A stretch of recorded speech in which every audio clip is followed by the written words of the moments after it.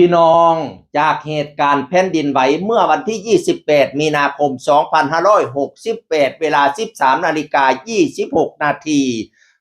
มันเป็นเหตุให้ตึก 30 ชั้นตึกตนสตงตึกสำนักงานตรวจเงินแผ่นดินแห่งชาติถล่มลงมาพี่น้องมีคนไปเฮ็ดงานประมาณ 400 คนพนักงานจาก 3 บริษัทน้ำกันพนาวานานะปัจจุบันมีคนสูญหายแน่เสียชีวิตแน่บาดเจ็บแน่การรายงานของกรุงเทพมหานครรายงานล่าสุดเมื่อวันที่ 29 มีนาคม 2568 เวลาเที่ยงกทมรายงานมาว่าจังซี่ล่ะผู้เสียชีวิตตอนนี้พบแล้ว6รายผู้บาดเจ็บ26รายผู้สูญหาย47รายสูญหายตอนนี้47รายแต่เพิ่นตรวจด้วยเครื่องมือนะตรวจด้วยเครื่องมือเอาเครื่องมือไปตรวจมีสัญญาณชีพเหลืออยู่15รายโอ้มาเว้าเป็นตาลุตนชาติแต่พี่น้องสูญหาย47รายสัญญาณชีพเหลืออยู่15คนบางคนน่ะเลิกลงไปถึง3เมตรผู้ใดต้องเอาเครื่องมาขนออกพี่น้องเอ่ยพระเจ้าให้เวลา72ชั่วโมงหรือ3วันเพราะว่าร่างกายถึงจะทนต่อการขาดสารอาหารได้พี่น้องเอ๋ยโอ้ยก็ขอให้ปลอดภัยกันสุผู้สุคนเด้อสาธุคุณพระพุทธผู้เพิ่นอยู่หอค่ำพระคุณพระธรรมผู้เพิ่นอยู่หอแก้วพระสงฆ์ยกขึ้นแล้วย่อไว้ใส่หัวคุณพระพุทธให้มาบังหลังคุณธรรมังให้มาบังหน้าสังฆาเจ้าปกกะหม่อมในถอ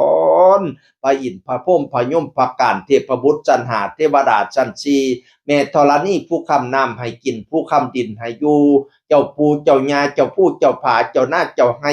มเหสักลักบ้านภูมิสถานเจ้าทีเจ้าทินผู้อยู่นั่นเจ้าฐานผู้อยู่นี่ให้มา4 2แง่งในถอน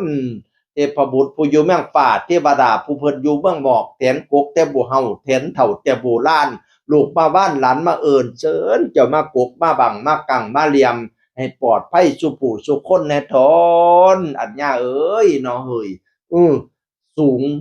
ตึก30ชั้นเนาะโอ้ยตอนเขาเจ้ามันถล่มเขาเจ้าแล่นหนีตายมาโอ้ยตะลิตนชาติให้พี่น้องเอ้ยบางคนล่ะก็ให้ใจกันเนาะ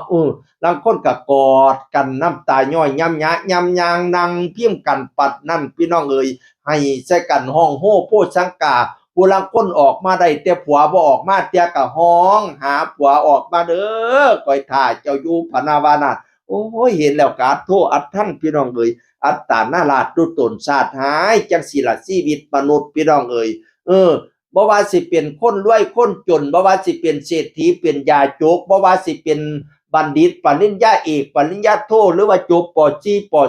.2แผ่นดินมาแล่นหนีตายเพราะปันกันสุดท้ายเพียงกันเบิดมนุษย์น่ะบ่ได้แยกสูงต่ำดำขาวสุดท้ายก็แล่นหนีเพราะปันกันเบิดพี่น้องเอ้ยฉะนั้นแล้วให้ฮักแพ่งแบ่งปันกันจังได๋กันฮักกันพี่น้องเอ้ยอย่าสุไปแยกสูงสั้นวรรณะสูงต่ำดำขาวฮักกันสามัคคีกันช่วยเหลือเกื้อกูลกันพี่น้องเอ้ยตอนนี้หลายหน่วยงานเพิ่นก็เข้ามาเบิ่งเข้ามาแง่งเนาะโอ้ยให้ปลอดภัยกันสุผู้สุคนเด้อให้มันยืนกันสุผู้สุคนโอ้ยอย่าสุเกิดอีกเถาะเด้อ after shock the sex เด้ก็ได้พ่อละรุ่นตนชาติแน่ทอนสิ่งศักดิ์สิทธิ์ทั้งหลายเอ่ยตอนนี้กันกทมรายงานมาแล้วเสียชีวิต6รายบาดเจ็บ26รายสูญหาย47รายแล้วก็มีผู้มาประกาศหาคนสูญหายดิจากเพจคุณอนุวัฒน์จัดให้ประกาศหานายกิตติ